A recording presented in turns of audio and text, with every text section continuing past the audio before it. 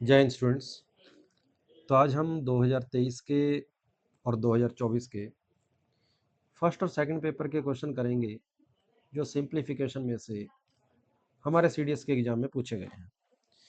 तो ज़्यादा क्वेश्चन नहीं है आज की क्लास के अंदर, आपको लगभग 7-8 क्वेश्चन देखने को मिलेंगे बस। सिंप्लीफिकेशन में क्वेश्चन हमारे बहुत कम आते हैं। तो शुरू करते हैं पहले क्वेश्चन के साथ, और ये आपका बिल्कुल आसान क्वेश्चन एक पहला। तो यहाँ आप एक छोटा सा रिजल्ट याद रखें, एक ट्रिक आपके जो काम आती है कि सेम नंबर जब इस तरीके से बार बार रिपीट होता है अंडर रूट के अंदर, इनफाइनाइट सीरीज की बात हो रही है, तो जो नंबर बार बार रिपीट होता है वही नंबर आपका आंसर होता है। तो इस क्वेश्चन का आंसर आपके पास डायरेक्ट 4 आ जाएगा।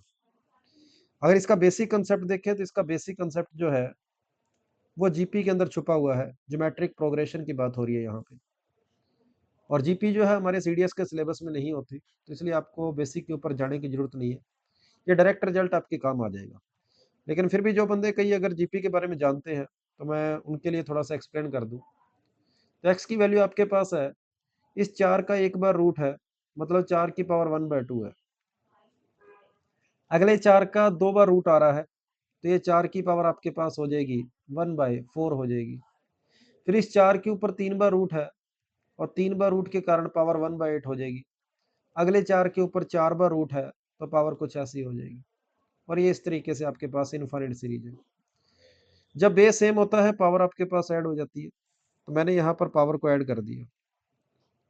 और आप देख सकते हो कि जो पावर में चैन लिखी है मैंने, जो सीरीज लिखी है पावर में, बार बार हाफ से मल्टीप्लाई हो रहा है। इस पूरे की पूरी सीरीज के अंदर आप देख सकते हो बार बार हाफ से मल्टीप्लाई हो रहा है। तो जीपी की इन्फिनिट टर्म के सम का फॉर्मूला होता है a/1 - r। ए होती है फर्स्ट टर्म, आर आपके पास रेशो होता है जिससे बार बार मल्टीप्लाई हो रहा है। तो आप देख सकते हो बार बार 1/2 1/2 1/2 से मल्टीप्लाई हो रहा है। तो ये आपके पास सोल्व करके आंसर 1 आ गया। तो 4 की पावर में आपके पास 1 हो जाएगा, तो इस क्वेश्चन का आंसर 4 आ जाएगा। तो बी ऑप्शन जो है ये आपके पास इस क्वेश्चन का आंसर रहेगा। पावर में एक जीपी बन रही थी, 4 की पावर में एक जीपी बन रही थी, तो मैंने जीपी के सम का फॉर्मूला लगा दिया। पहले क्वेश्चन के बाद मैं दूसरे क्वेश्चन की ओर बढ़ता हूँ। सेकंड क्वेश्चन क्या बोला गया है, उसने बोला है अल्फा जो है वो स्क्वायर रूट है। किसका स्क्वायर रूट है? इन दोनों के प्रोडक्ट का। इन दोनों के प्रोडक्ट का मेरे पास स्क्वायर रूट है, कुछ इस तरीके से।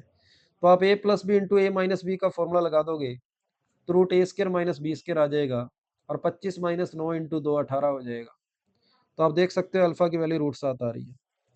मुझे वैल्यू निकालनी है 8 + 2 अल्फा की, 8 + 2 अल्फा के अंडर रूट की, 8 + 2 अल्फा के अंडर रूट की। तो अल्फा की वैल्यू पुट कर दो जो आपने अभी निकाली है।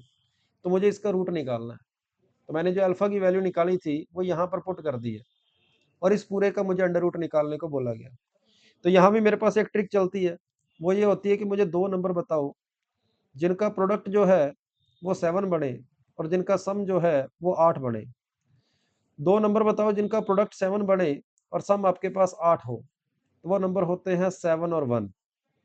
तो दोनों के ऊपर आप अलग अलग अंडर रूट लगा के बीच में यहाँ अगर प्लस का साइन है तो प्लस लगा दो। डी ऑप्शन आपके पास इस क्वेश्चन का आंसर हो जाएगा। तो ये शॉर्टकट जो है ये आपके बहुत काम आता है इर्रेशनल नंबरों का स्क्वायर रूट निकालने के लिए। दूसरे क्वेश्चन के बाद मैं तीसरे क्वेश्चन की ओर चलता हूँ। तो ऐसे क्वेश्चनों में भी आपके पास ट्रिक रहती है। जब भी आपको ये दिख रहा हो कि इन दोनों का डिफरेंस ऊपर पड़ा है, इन दोनों का डिफरेंस ऊपर पड़ा है, तो आप क्या करें, 1 के अपॉन में 1 के अपॉन में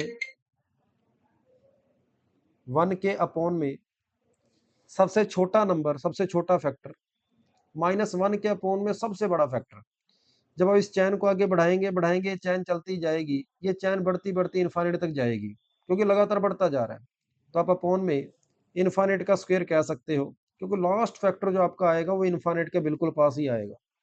और 1/∞ आप जानते हैं 0 होता है, तो 1 - 0 आपका इस क्वेश्चन का आंसर 1 आ जाएगा। तो ये आपके पास यही ऑप्शन हो जाएगा। तो डायरेक्ट मैंने यहाँ पर आपका एक रिजल्ट लगाया है जो कि क्लास के अंदर बार बार बताया जाता है, क्योंकि ऐसे क्वेश्चन हमारे पास PYQ में बहुत बार आ चुके हैं। कारण इसका यही है, 3 को आप लिख सकते हो 2 का स्क्वायर - 1 का स्क्वायर, 5 को आप लिख सकते हो 3 का स्क्वायर - 2 का स्क्वायर, 7 को आप लिख सकते हो 4 का स्क्वायर माइनस 3 का स्क्वायर, अलग अलग डिवाइड कर देना, सोल्व कर लेना, आंसर आ जाएगा।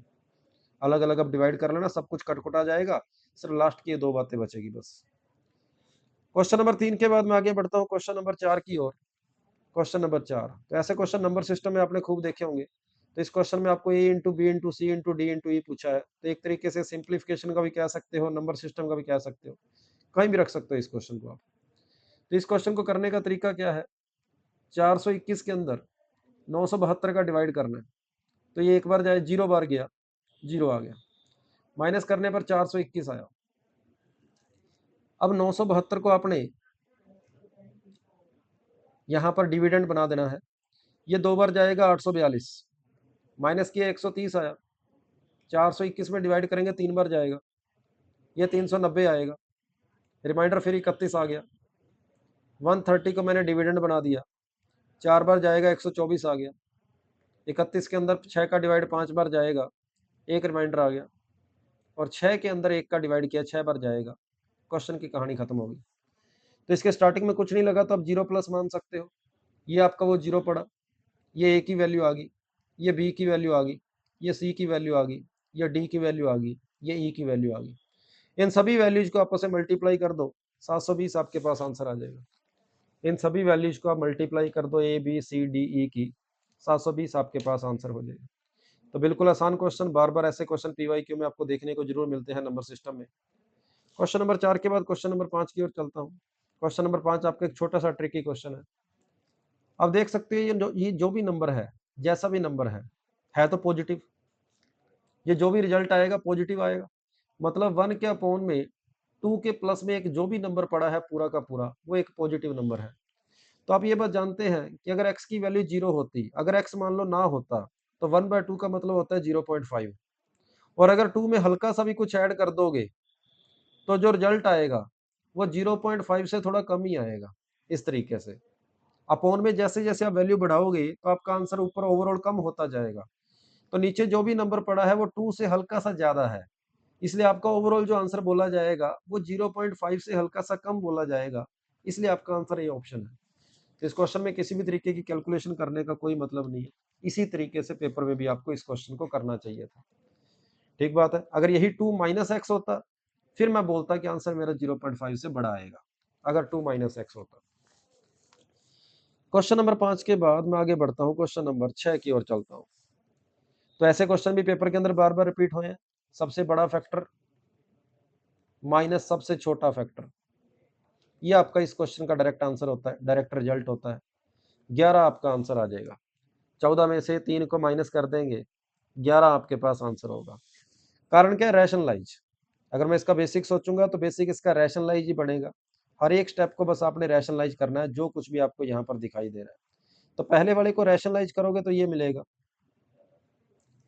दूसरे वाले को रैशनलाइज करोगे तो आपको ये देखने को मिलेगा, तीसरे वाले को रैशनलाइज करोगे तो आपको ये देखने को मिलेगा। ऐसे करते करते बिल्कुल लास्ट वाले को रैशनलाइज करोगे तो आपको ये देखने को मिलता है। और जब आप इनको आपस में कैंसिल करोगे तो आप ये देखोगे कि सारे कटकुटा जाएंगे, सबसे बड़े वाला नंबर बचेगा और सबसे छोटे वाला नंबर बचेगा। तो रूट के अंदर 196 है, माइनस रूट के अंदर 9 है, तो आपके पास इस क्वेश्चन का आंसर 11 आ जाएगा। यह था क्वेश्चन नंबर 6 2024 के सेकंड पेपर का, फिलहाल आपके पास ये क्वेश्चन था। और अपने आखिरी क्वेश्चन की ओर चलते हैं, सातवां और आखिरी क्वेश्चन 2024 के सेकंड पेपर का। 64% का अंडर रूट करने को बोला है। आपको ये बात तो पता ही होगी कि परसेंट हटाकर अपॉन में 100 आता होता है। 64 को आप 8 बोलोगे, 64 का रूट 10 का रूट आप 100 का रूट आप 10 बोलोगे, आपका आंसर 0.8 आएगा। लेकिन ये जो आंसर आया ये परसेंटेज में नहीं आया। अगर ऑप्शन में परसेंटेज ना लगा होता, परसेंटेज का साइन ना लगा होता, तो मैं बी ऑप्शन टिक कर देता, लेकिन ऑप्शन वाले ने परसेंटेज लगा रखी है। तो किसी भी नंबर को परसेंटेज में जैसे परसेंट को हटाने का तरीका क्या था, अपॉन में 100 लगाना, तो परसेंट लगाने का तरीका क्या होता है, इंटू 100 लगाना। तो आपका आंसर इस क्वेश्चन का 80% आ जाएगा, जो कि डी ऑप्शन होगा। तो इस क्वेश्चन में यही कंफ्यूजन रहता है, लोग बी ऑप्शन लगा देते हैं जल्दबाजी में, लेकिन इसका आंसर बी नहीं आएगा, डी आएगा। तो आज की वीडियो के अंदर इतना ही, बिल्कुल आसान क्वेश्चन सारे। तो थैंक यू सभी को, जय हिंद।